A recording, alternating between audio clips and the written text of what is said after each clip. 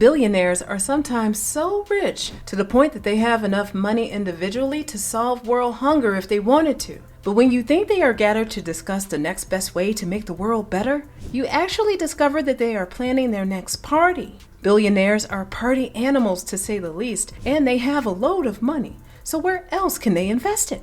Allow us to introduce you to the life of billionaires and their endless secret parties.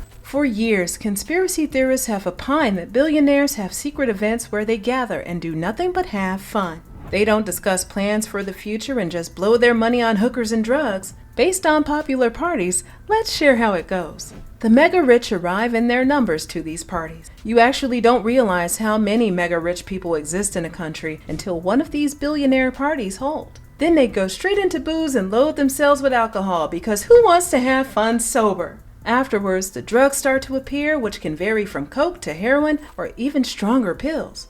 After getting high, they begin to separate into groups and things get wild. At these kinds of gatherings, there's usually an overflow of girls, some who tend to be underage and trafficked. Have you heard of Little St. James? It was an island owned by Jeffrey Epstein located in the United States Virgin Islands. Right under our noses, Epstein would gather the mega rich of the world and give them access to underage girls that have been trafficked and likely missing for years with their family members searching for them. The billionaires went there with only one mission, which was to abuse young girls, sometimes with their wives in the crime. Jeffrey Epstein had a long list of people who had worked with him to keep the island running, and Bill Clinton and Donald Trump were included.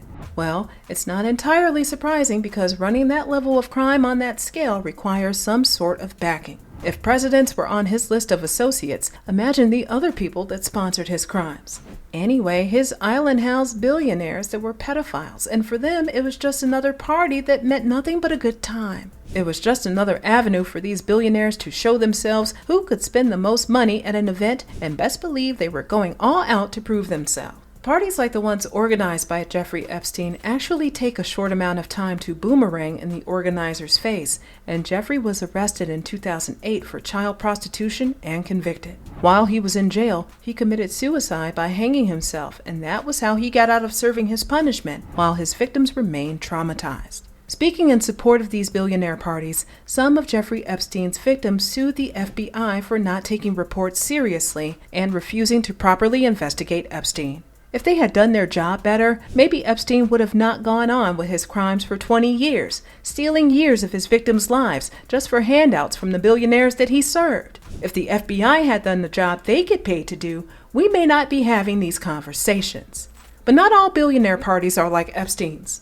Some hold parties just for the sake of orgies. They wanted to purchase out the entire hotel so they could just turn it into a giant orgy. After overseeing a boutique hotel for years, a luxury hotel manager decided to come forward and share the weird things he experienced. The billionaires that would come to these hotels to throw parties would buy the entire place out and have conversations about buying really expensive properties, like they were just talking about getting ice cream. These billionaires also had nasty attitudes and talked to the hotel workers like they were slaves, and you had better pay attention to them. The part that was the most disgusting about these wild sex parties is that you would see people having sex in public, in full view without any fear of consequences. Who was going to punish them when they already bought the entire place out? The billionaires seem to have an obsession with people watching them have sex because even those that booked rooms waited until housekeeping was with them before getting into the action. Of all the fetishes to have, you choose letting people watch you get intimate. How convenient. But a theme that was also common with these parties is that people were also getting trafficked there. You would find a billionaire swingers party with underage girls that had zero idea what was going on. According to an internet user, what was the fun of those parties if people weren't there against their will? After the parties, traces of blood, feces, and semen would be left in the rooms, and we wonder the level of cleaning needed to bring the room back to life and make it habitable again. The billionaires came with a bad attitude and left the room in a terrible state. What do you expect from people that spend a lot on irrelevant gatherings with trafficked girls? The more you think about the situation, the more you realize how insane it gets. But just like some parties are as bad as Jeffrey Epstein's, some are worse. Ever heard of the Bohemian Club? The Bohemian Club is a group of influential white men who gather in the woods on a yearly camping trip to drink beer and chill. It shouldn't be a problem because some people actually want to create spaces for themselves and people like them. But when a journalist infiltrated their space, we discovered something new about the club. They are not just your average billionaires gathering to goof around. Their major instruction was weaving spider come not here, which means no matter what, nobody at the camp is allowed to talk about real-world matters. When the journalist infiltrated their space, he found out that all the members of the club worshipped an owl statue. They had a large golden owl statue that they all performed a ritual to, and apparently that owl was their master. Now, one thing you should know is that this club has scientists as members and intelligent people that should know better. But they also seem to believe that the owl god had something to offer them. We can't argue that the scientists were in those gatherings because they needed funding because they couldn't talk about real-world issues at the club. So, what's the problem with them? As if bowing down to an owl statue isn't weird enough, the journalists revealed that they also did human sacrifices. Yes, human sacrifices in the 21st century. And it gets scarier. The journalists claim that they placed their human sacrifice in a mortar and pounded the person. He initially thought it was a woman until he heard the cries of a baby, a literal child. They assumed the human sacrifice would appease their owl god and give them good fortune. In those kinds of situations, you can't ask questions or you would be spotted as an odd one. You can't question the activities, and saying too much can get you in trouble. These wilderness camping experiences don't lead to orgies based on what we know, but it involves sacrifice, which would only increase the rate of missing people going up and making innocent people suffer for archaic beliefs. The Bohemian Club is the weirdest billionaire party out there for now, and if there's anyone worse, it would be mayhem.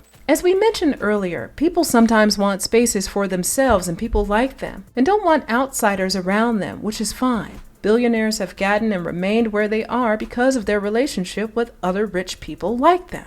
They develop ideas that help them move their businesses forward, and although being a billionaire requires unethical methods, building partnerships is not unethical. So when billionaires organize parties, it's an avenue for them to know themselves better and network. Networking is the best way to go ahead in life. However, what haunts people are the activities that go down. At these parties, cell phones and social media aren't allowed. Even the Met Gala once banned private picture taking and phones at their event because they wanted people to enjoy the event. But we all know that it's more than just taking pictures at these freak parties. The attendees and organizers don't want to risk anyone exposing the things they do in secret. Not all billionaire parties involve conversations about world domination. In fact, most don't talk about global issues. But if the videos and pictures of the things that happen at these parties come to light, many people's reputations would suffer. No matter how much people try to boycott billionaires' products, there's a large percentage of people that would still go ahead and patronize these people, which undermines the effort of those fighting. However, if evidence of the heinous activities that go down in billionaire parties come out, then there would be an uproar. Firstly, the billionaires would need to explain where they get the drugs they use at their parties.